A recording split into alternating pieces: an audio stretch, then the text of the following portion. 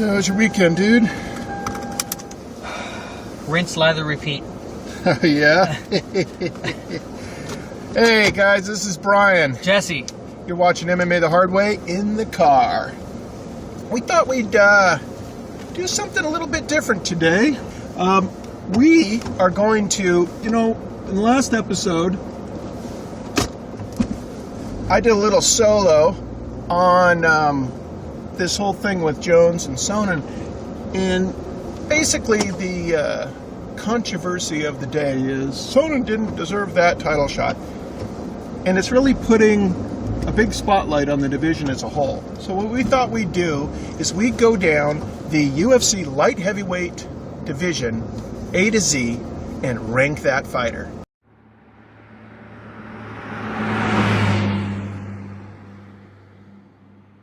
This is how I was thinking we could do it, dude. Yeah. We assign a 1, a 2, or a 3 to every one of them. 1, they're a legit contender. They're probably a fight away from the title shot, 2, hey, they're in the mix, but they're 2 to 3 wins away from getting a title shot. And 3, they're 3 or more wins away from a title shot. Pretty straightforward. Almost like a gatekeeper type thing, or marinating. There we go. Yeah. So, hey, we'll go A to Z. Top of the list. Oh, the first one I have is Bader. Bader. Yep. Obviously, his last fight coming off a loss to Machida. Yeah, Machida, yeah. And Machida winning in an impressive way. Yeah. But Bader is still, I believe he's still considered a top 10 guy. Yeah, like under the ranking that you're saying, probably number 2, like you said. Yeah. Next is a phenom, Vitor. Yeah, Vitor, obviously, I guess he considers himself a light heavyweight now. Mm-hmm. And until further notice. Yep. And although he lost to Jones, I think everyone... He almost had him. Yeah, no one lost respect for him. I mean, no. he all he had to do, he was one hip hop away from being the light heavyweight champ. Even Jones has said, you know what, I envisioned the belt being wrapped around him. I knew he was going to break it. He already said that. The next is Joey Beltram. Now, he did leave and they brought him back. Yeah. He lost to James DeHuna. Yeah. Fuel, what is it? I think Fuel 4. Fuel 4 in July. A 3. Yeah. A 3. I'd say I give him a 3. It's not like he's going to get kicked out, but hey. He puts on a good show. Yeah. He gives it 100% when he goes in there. Next is the American Psycho, Stephan Bonner. Yeah, personally, I give him a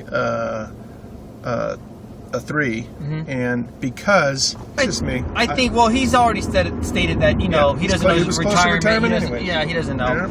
The next one is, of course, Mr. Wonderful Phil Davis. Boy, we now know Phil is going to be fighting Forrest Griffin. Yeah, December 29th. That's gonna be interesting. They both have a solid ground game. But like you said before in a couple episodes back, what he does, he makes wrestling MMA friendly. It's actually like morphed. He's been one of my favorite light heavyweights for a long time. He's actually turned wrestling into more of a MMA friendly. And he's he's an alliance guy, and Lloyd Irwin is you got probably 3 or 4 light heavyweights in the UFC that they're all alliance guys. Joey Beltran, he's an alliance. That's another one too. So next is Diabate, the Snake. Yeah, he beats Perosh, but then he loses to Perosh. Then he goes up against this guy DeBlas. I don't think DeBlas is on the roster anymore. He didn't show up on the list, but he's coming off a win. But he has a loss to Perosh, who it was a significant loss. Yeah, Perosh got. As they say, what KOTF? Yeah. It was a devastating knockout by Ryan Gimo. Yeah. So, when you have a loss against a guy that just got his lights knocked out, I give him a 3 as well. And then, of course, Mr. Evans. Sugar. I dig him. One of my favorite fighters. I think they're talking about it's either going to be Hendo Machida or Rashad Evans Machida. Maybe he'll face the winner of Hendo Machida. Almost like a title eliminator, maybe. I think so. Then you got Forrest Griffith. You know, he's going up against Mr. Wonderful. Yeah, I got Forrest down as a 3.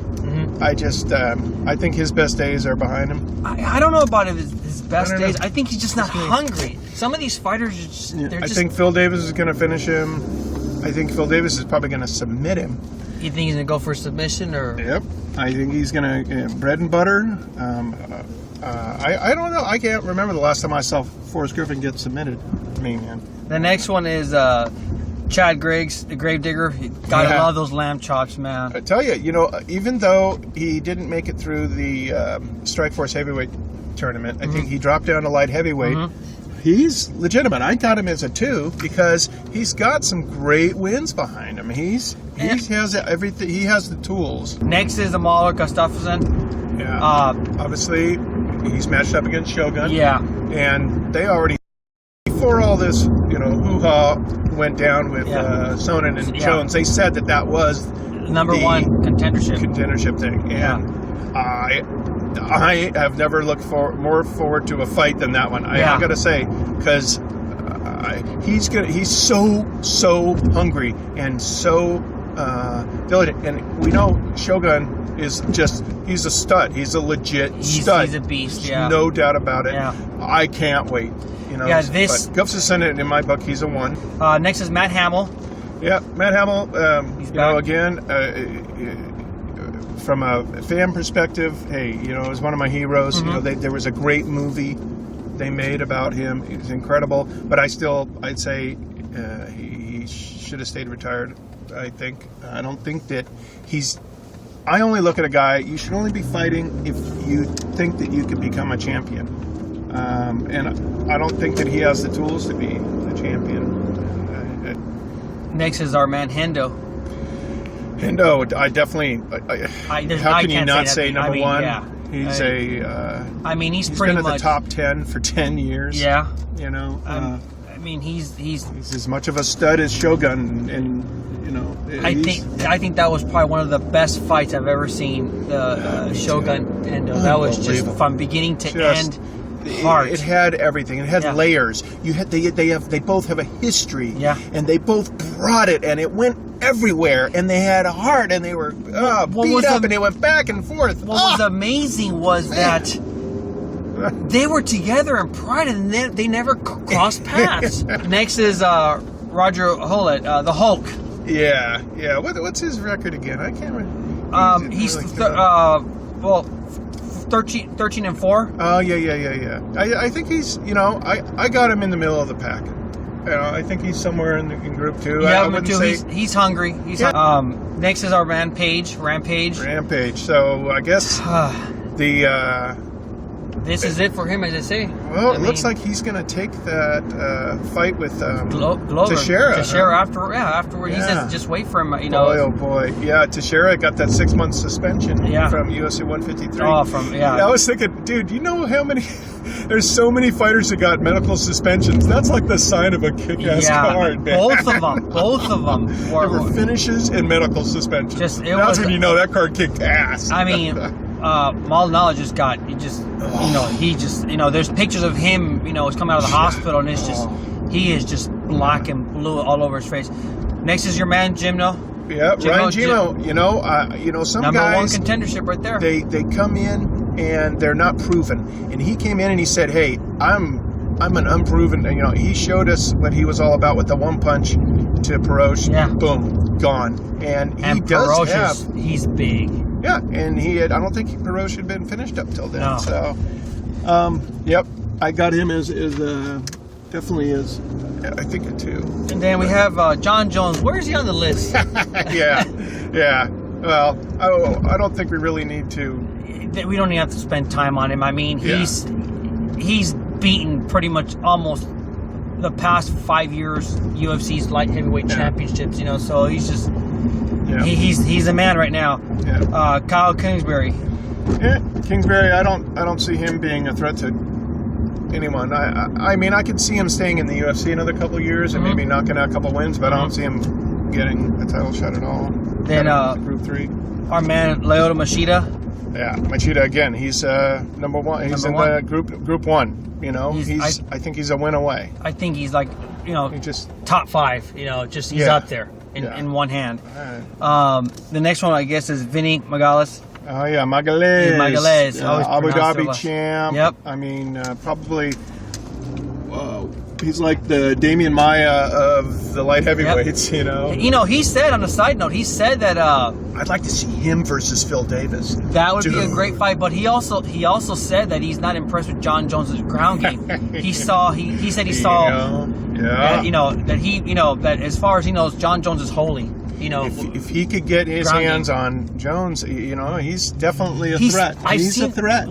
I've seen some of his fights, he just sticks to people like Velcro. Yeah. There's no space for breathing when he gets on you. I think it's easier to teach a grappler how to strike than it is to teach a striker how to grapple. Yes. You know, and you know, look at Damian Maia's his stand-up has gotten a lot better. A lot better. He couldn't even punch it. Fabio Maldonado. Oh yeah, Maldonado. Obviously, 6 months suspension.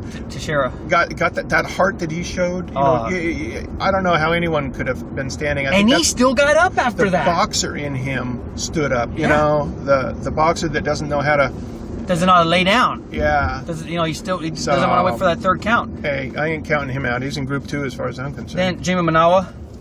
Oh yeah, Manawa, undefeated, 12-0. He is an untested potential there. You know, we have.